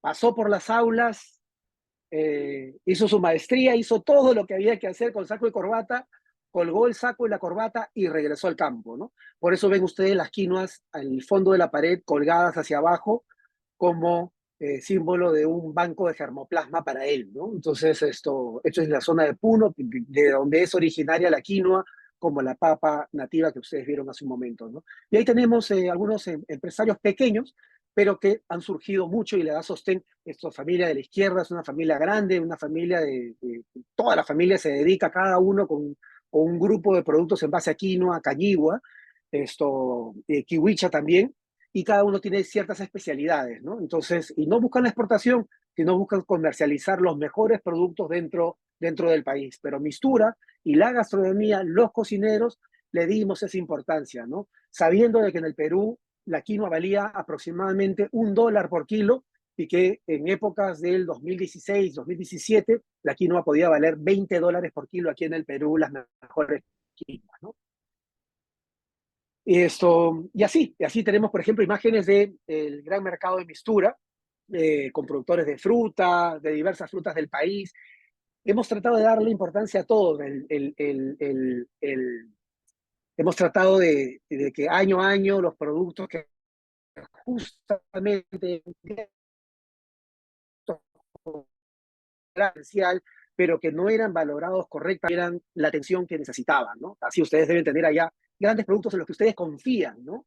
Y que dicen, pero ¿por qué no me dan más bola, como decimos con este producto, ¿no? Si este producto es un gran producto. Pues bueno, hay que creerla y hay que mostrarla con orgullo, y ese orgullo se transmite, ¿no? Y la gente lo compra la idea, compra el producto, ¿no? Ahí tenemos a otros productores, asociaciones, hay gente que vende a nivel de cooperativas, asociaciones, y productores de todo. Ahí tenemos a uno de Selva, premiado también por el señor que tenemos ahí, es un ex ministro de Agricultura también. Y bueno, y todos han sido reconocidos, estos pequeños productores han sido reconocidos. Son el alma de nuestra gastronomía. A nadie que está fuera de la gastronomía no le deja de quedar claro de que la gastronomía, esa que comen y de la que se toman con un gran vino, parte de estos pequeños productores. Y a estos pequeños productores se les debe mucho respeto, ¿no? Aquí en el Perú, ser campesino, ser un dirigente campesino, ser un conservacionista, un productor, es tan igual como cualquier profesión, ¿no? Y bueno, cosas que han sucedido después. Aquí, por ejemplo, podemos asociar esto al vino. No voy a hablar del vino, podríamos hablar mucho del vino. Sé que también hay muchos amigos interesados en el tema. Voy a hablar de pisco un poquito, pero San Martín de Porres, por ejemplo, que ustedes lo conocen allá, que es un santo peruano, esto ya ha sido famoso también en épocas pasadas en México. Tenemos un árbol plantado acá por él, un olivo, plantado aquí a menos de 3 kilómetros de donde estoy, ¿no? Y un olivo que tiene, creo, 370 años, una cosa así, muy, muy antiguo, ¿no? Han venido gente de otros países, le han medido la circunferencia y todo ello, pero no había nunca buen aceite de oliva, eran terribles los aceites de oliva. Yo, por ejemplo, siempre traía aceite de oliva y no es sino por lo menos hasta el año 2015, 2016, en los que de manera automática comienzo a cambiar el aceite de oliva español, italiano, por el peruano. Hoy en día le encuentro muchos defectos a muchos aceites de oliva que siguen viniendo hasta el día de hoy porque no eran buenos aceites, pero sin embargo era mejor que lo que teníamos en Perú, pero actualmente ya no se consumen, y lo que se consume con además como producto especial, como producto gourmet, ¿no? Ya no discutes si es de Italia o de España, te da lo mismo, ¿no? Ya que sea de un país europeo, de verdad que es lo de menos, ¿no? Aquí nos fijamos si el aceite de oliva es porque el olivo se cultiva también, está muy junto al vino y al pisco, ¿no? Se cultiva en alguna de las zonas productoras de oliva, de pisco o de vino, ¿no? Entonces, hacia el sur, esa región o la otra, ¿no? Pero recién en los últimos 5 años, hace 5 años, Perú obtuvo su primera medalla, y desde ahí hemos tenido varias medallas, y tenemos gente que pues está sacando como decimos acá, se está rompiendo el lomo por mejorar la calidad de los aceites, ¿no?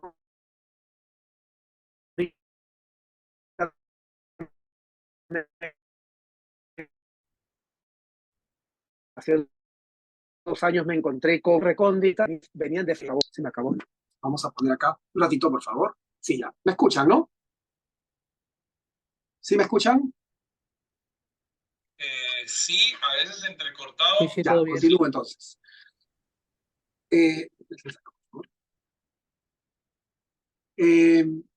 Entonces, el aceite de oliva y las aceitunas peruanas tienen una alta calidad y hoy en día nos dan mucho orgullo, ¿no? Todos los peruanos. Vamos con lo siguiente, otros productos, así como ustedes están interesados en el vino. Nosotros producimos no solamente vino, producimos pisco. Recuerden que Perú fue a finales de 1500, a finales del siglo XVI, mejor dicho, eh, exportaba vino hacia Europa y comenzó a desplazar el vino peruano al vino español. Y se prohíbe la exportación de vino hacia España desde Perú por su alta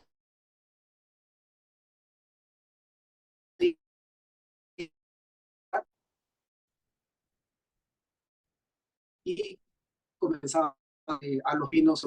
Hay inicios de seis dan hoteles maravillosos, están en todas partes. Hay gente que ni siquiera habla español, pero hablan del pisco como un producto muy noble. Imagínense ustedes, uno se toma más de 10 kilos de uva para producir una botellita nomás de pisco. Es un alcohol muy fino, con aromas extraordinarios y que hoy está presente no solamente en el Perú, sino en muchas otras partes, ¿no?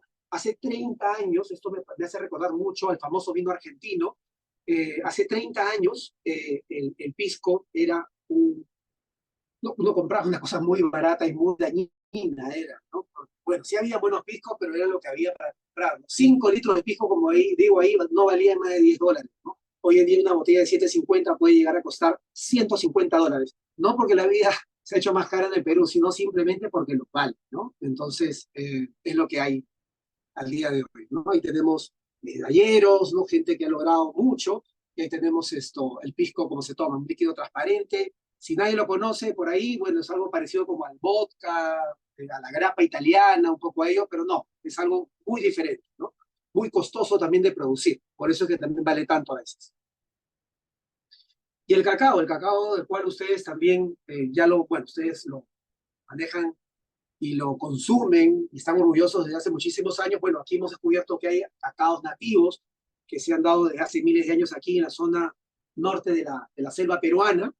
Y bueno, el cacao, y somos ahorita actualmente productores de cacao y de chocolate. Antes, estoy hablando de hace nomás 20 años, hasta hace 20 años, importaba el chocolate en el Perú. No se producía. Y las producciones eran cosas de muy baja calidad, ¿no? Hoy se producen los cacaos y chocolates que han logrado diversos reconocimientos en el mundo, como les pongo ahí en el texto, ¿no? Los productores cambiaron los cultivos de hoja de coca por cacao.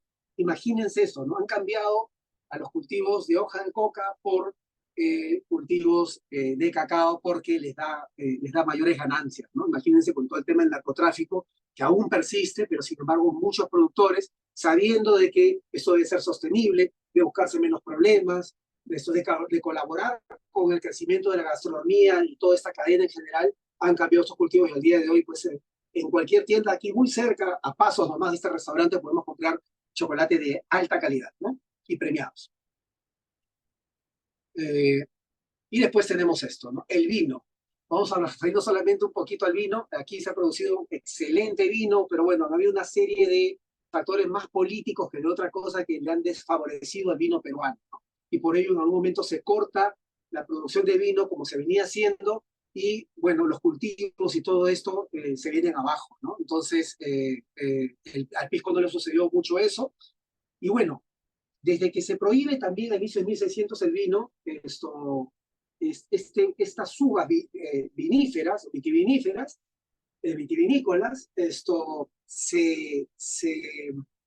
se transformaron a producir aguardiente, que en algún momento seguro al inicio de la historia no debe haber sido un gran producto, pero conforme pasaron los años hemos tenido piscos de extraordinaria calidad. Al día de hoy tratamos de hacer vino peruano con las cepas, con las uvas que todos conocemos, pero esto va a tomar muchos años. Y Argentina y Chile, que los tenemos aquí al lado, que son dos monstruos gigantes, Uruguay también, produciendo vinos extraordinarios, pues va a ser muy difícil superarlo, ¿no? Entonces lo que estamos haciendo nosotros es producir vino con lo que llamamos uvas patrimoniales, que son las uvas que se utilizan para el pisco, pero que estamos trabajándolas actualmente para que produzcan buenos vinos.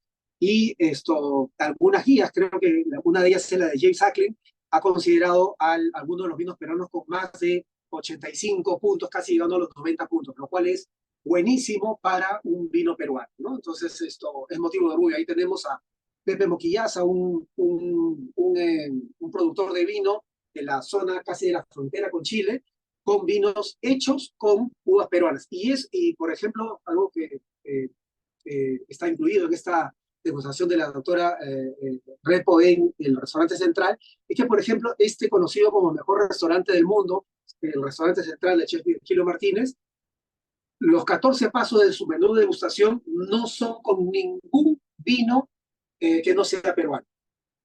¿Ya? Entonces, no solamente digo, me golpeo el pecho diciendo, estamos orgullosos de lo que tenemos y termino tomándome un vino de otro lado. No, realmente lo hacemos. Aquí en este restaurante tenemos vinos con unos patrimoniales, como también vinos de otras partes, pero por ejemplo, en el caso de Virgilio, él solamente se maneja con vinos de uvas peruanas, ¿no? Uvas patrimoniales peruanas. Sí, vinieron esas uvas, pero así como el limón, que si no usas limón peruano para hacer un ceviche, no vas a tener el mismo resultado en cualquier parte del mundo. Igual, estos vinos son hechos con las uvas que se tropicalizaron y se adaptaron a los suelos peruanos, que se han llevado a otras partes y que no resultan, ¿no? Entonces, esto es una experiencia totalmente distinta y eso es lo que nosotros vendemos como experiencia a cualquier visitante que no se va a olvidar de lo que le damos aquí como oferta, ¿no? Y bueno, el café tampoco se queda atrás, ¿no? Otro cultivo que reemplazó la hoja de coca del año 2011, el café peruano viene cosechando logros importantes en el mundo. Tenemos a Colombia aquí al lado con un gran productor con grandes características en su café, pero eso no ha sido impedimento para que el café peruano se exporte, esté muy bien considerado porque tiene un nicho específico de café de especialidad que ha encontrado un espacio en el consumo y actualmente pues se exporta la mayoría del café peruano de alta calidad para exportación.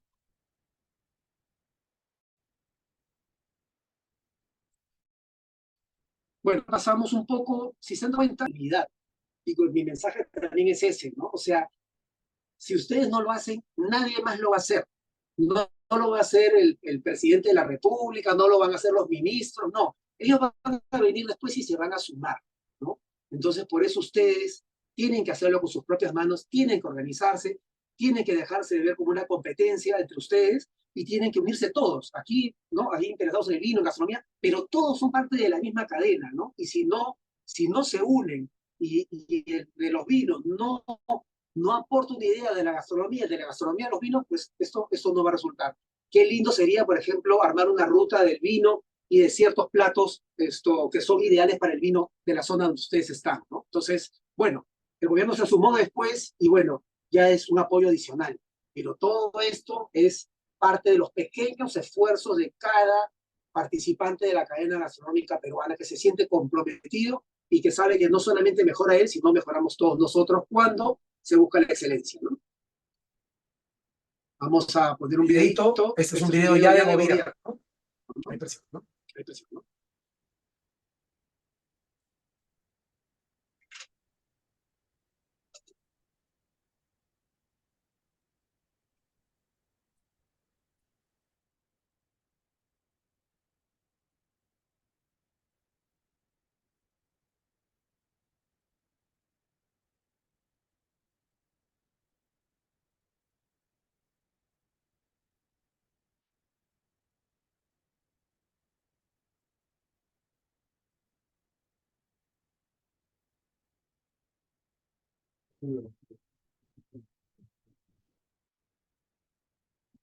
Está sin audio, Flavio.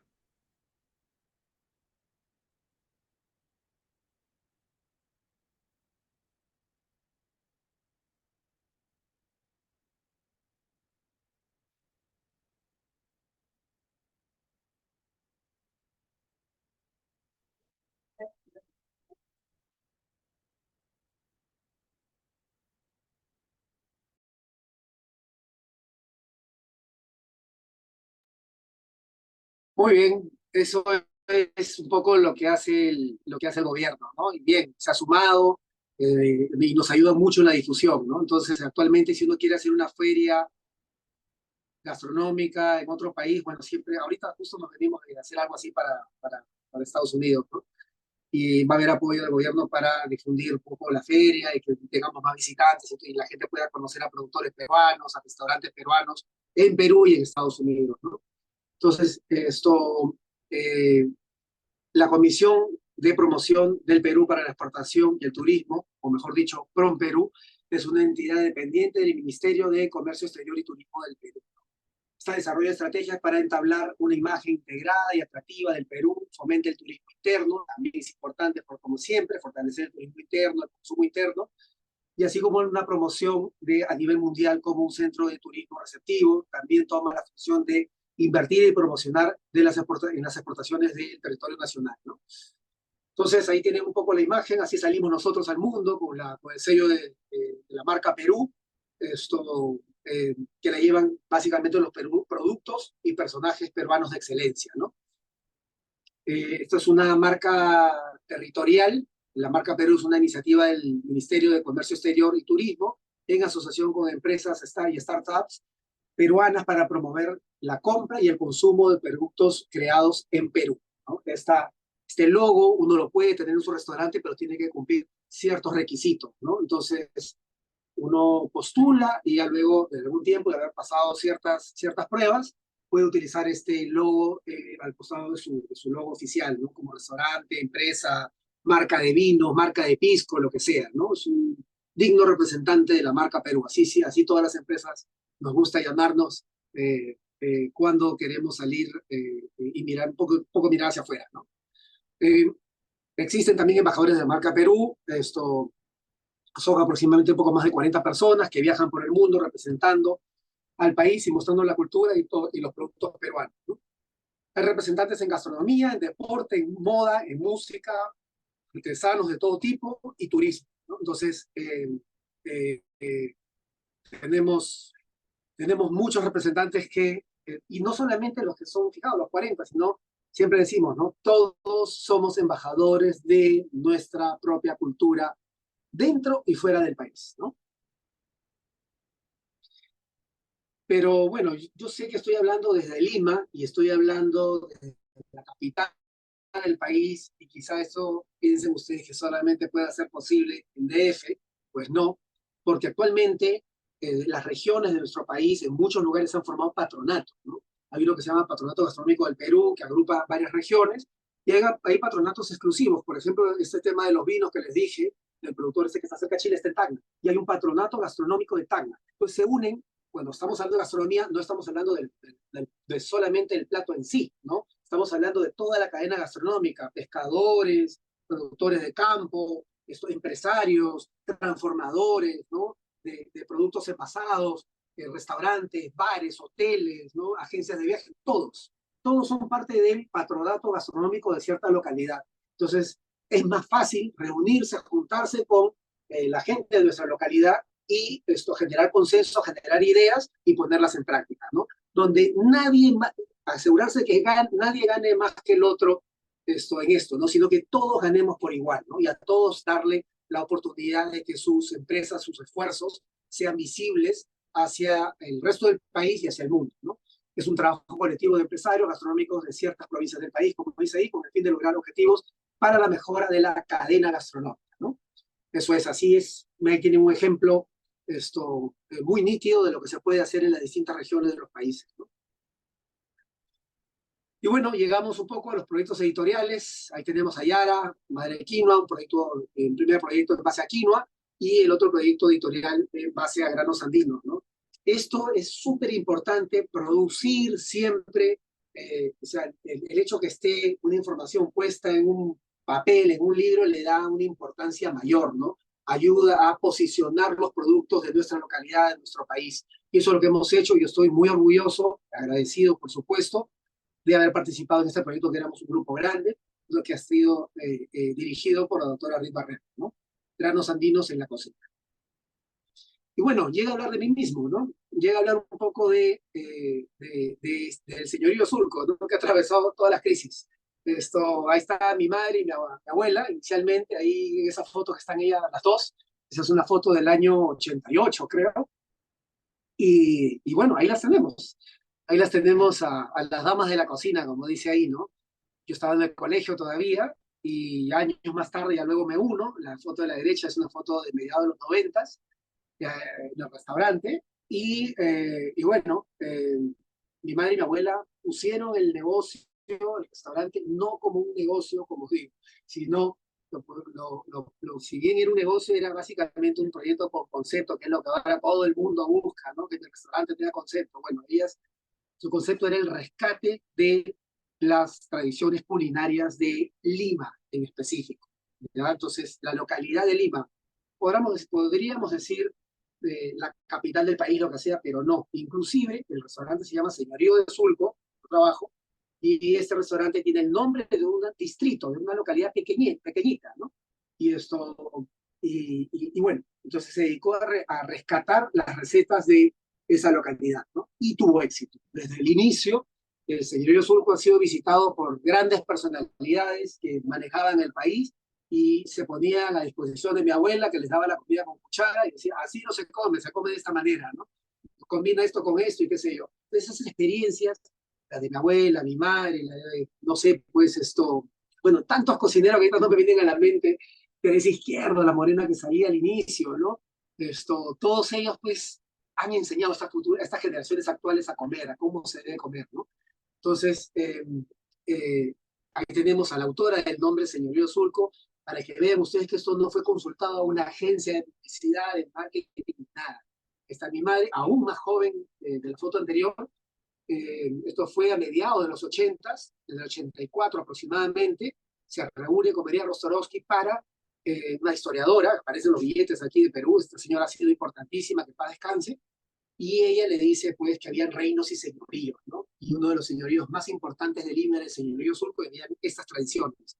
Entonces, mi madre, desde el inicio, decoración, nombre, platos que aludan al concepto del restaurante del señorío Sulco, que fue una época, la época del virreinato, ¿no? Y bueno, y así ahí están las personalidades. El alcalde, nos mudamos de Surco a Miraflores, pero también seguía siendo señorío de Surco. Ahí, por ejemplo, mi madre de manera simbólica pone ahí a la izquierda está el alcalde de Surco y a la derecha está el alcalde de Miraflores, donde estamos ahora, y le entrega la olla de barro diciéndole, tú te haces cargo ahora de este señorío, ¿no? Recuerden que este restaurante fue iniciado en una época durísima, ¿no? Pero lo que menos se puede perder es la capacidad de soñar de que nuestro negocio puede salir adelante, ¿no? De verdad que teníamos una crisis mucho más profunda de la que Venezuela, por ejemplo, tiene al día de hoy, ¿no? Pero, sin embargo, ella creyó en esto. Habían días que no habían comensales, no venía nadie porque habían reventado un par de coches bomba por ahí y había muerto mucha gente, ¿no? Entonces no venía nadie salía a la calle. Y sin embargo, apenas podían salir, bueno, venían, se llenaba el restaurante y todo. Y así caminó durante varios años mi madre y mi abuela, y ya luego yo me uní a esto, ¿no? Entonces ya luego, como ven ahí, ya llegamos a Miraflores. Esta fue la casa como la encontramos básicamente, la arreglamos un poco, le pusimos una terraza. Esto está frente al parque y frente al mar, ahí como se ve la terraza del mar al fondo. Y bueno, y esos fueron los inicios un poquito en los 90s, ya cuando cambiamos, bueno, el nuevo inicio, ¿no? En los 90s, y actualmente el restaurante lo vemos así como está ahora, con una terraza ya en el segundo piso, muy linda, muchos visitantes. Esto fue también bien pensado en el momento correcto, ¿no? Porque viene la época del COVID y de verdad que era muy difícil, había tan poco consumo. Nosotros nos habíamos bajado nuestras ventas en un 80% aproximadamente. Entonces y habíamos pedido un préstamo del gobierno y todo el préstamo, todito el préstamo, se fue en pagar a los empleados, ¿no? Y no quedó nada absolutamente. Y cuando estábamos casi para quebrar, tuvimos que buscar un poquito qué alternativas podíamos dar. Ahí sí ya no era que fueran por tradición a un lugar, nada, ¿no? Era simplemente lo más barato y rico que pueda comer y abundante, ¿no? Y eso era un poco lo que te pedía la gente. Pero sin embargo, siempre se puede aportar con ideas que refresquen, nuevas y que puedan llamar la atención, ¿no? No solamente llenarle la barriga a la gente. Y fue así que, por ejemplo, nos dedicamos a hacer productos, así como productos envasados. Pero yo no podía envasar mi comida, porque la comida de un restaurante como este no puede ser envasada. No podemos competir con una pizza, con pollo frito, ni nada de esas cosas porque pierde muchísimo, ¿no? Es como hacer una carne a la parrilla, que ustedes me van a entender, luego ponerle en un tupper sellado y que sude la carne y se vaya a una casa así, ni hablar, terrible, ¿no? Entonces pasa mucho eso con muchos de nuestros platos, pero sin embargo buscamos cosas que se podían mantener muy bien, que sean muy estéticas, muy bellas y que ayuden a que la gente pues disfrute de un momento de placer para los ojos y para el estómago. Entonces sacamos estas campañas de octubre, el turrón de Doña Pepa, que es una masa de galleta, todo el Día de la Madre, el Día de los Enamorados, Fiestas Patrias, Navidad, y de verdad que colocamos muchísimos de estos productos que no valían, no costaban barato, pero la gente los compraba porque se veían muy bonitos y bueno, y era la novedad, ¿no? Y de paso, afianzamos, porque nosotros hacíamos en un inicio cocina peruana, fíjense ustedes, cocina de Lima, y luego, conforme pasaron los 90s y más allá del 2000, hacíamos cocina de todo el país. Pero después crecen las regiones con todo este tema de mistura, entonces ya las cocinas regionales se vuelven muy potentes, ¿no? Entonces ya quedamos un poco como que desfasados, entonces teníamos que sacarlo. Viene el COVID y nos vino como anillo al dedo, ¿no? Borrón y cuenta nueva y volvimos a los orígenes de ese pequeño restaurante en Surco que inició vendiendo cocina limeña. Y todo esto que ustedes ven ahí son postres que tienen, por recetas que les podría contar, que tienen 300 años tranquilamente, ¿ya? Varios de ellos. Y bueno, y eso es un poquito con lo que nos hemos reactivado, ¿no?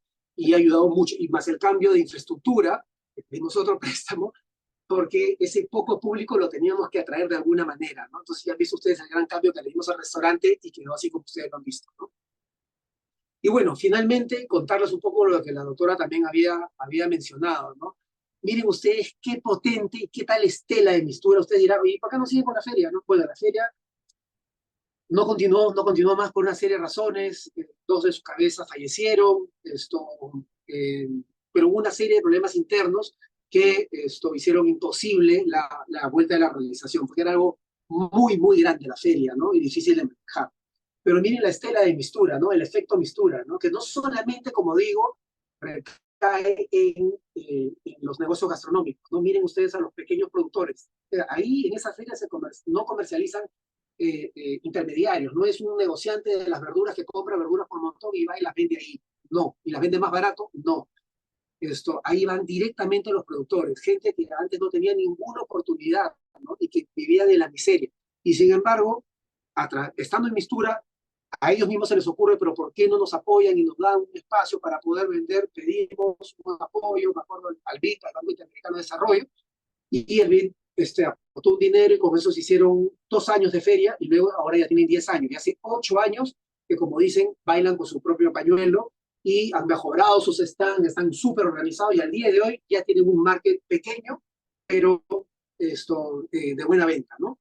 Mistura logró concientizar al consumidor que comprar al pequeño productor es más sano, más justo y más económico. Al día de hoy son parte del recorrido turístico de las rutas gastronómicas que ofrecen las mismas agencias de viaje, ¿no? Entonces, miren ustedes cómo hemos hecho hasta de las cosas más simples y más pequeñas y que no necesariamente pasan por llevarse a la boca, sino simplemente mirar y escuchar un discurso de un pequeño productor. Hemos hecho una cosa exquisita, ¿no? Entonces, nos sentimos muy orgullosos de todo eso. Y bueno, ya para finalizar, contarles pues que el sector gastronómico es un sector muy unido, ha crecido en los últimos 20 años lo que nunca antes pudo imaginarse ser, gracias al trabajo en conjunto entre cocineros, restauranteros, empresarios, periodistas, productores campesinos, científicos, investigadores y otras especialidades, ¿no? Hemos caminado de la mano estos últimos años, hemos dejado de vernos como una competencia, considerando que el éxito de cada uno se da en base al éxito del resto de la comunidad. Más crece el resto, más crezco yo. Gracias. Muchísimas gracias, Flavio. Excelente tu conferencia, muy ilustrativa, muy amplia. muy concreta y de verdad gracias. Creo que nos has dado un panorama muy importante de Perú y de Lima y de todo el proceso de los últimos 30 años. Nos queda súper claro todos los esfuerzos que están haciendo conjuntamente entre los actores públicos, privados y sociales, y sobre todo a nivel de empresarios y de emprendedores, ¿no? Gracias, Flavio, verdad que sí. Le damos paso a Terminamos, por si acaso. Está bien, gracias. Le damos paso a los colegas del Valle de Guadalupe. Quien tenga una intervención lo puede hacer. Si hay algunas preguntas, inquietudes, aportes, dejamos abierto este espacio para que puedan participar. Si quieren, ya podemos cambiarla, Flavio, la presentación para ver todas las pantallas, toda la pantalla completa. Flavio, ¿puedes dejar de compartir pantalla? ¿Me escuchas? Flavio. No, me escucho. Bueno, quienes tengan inquietudes de parte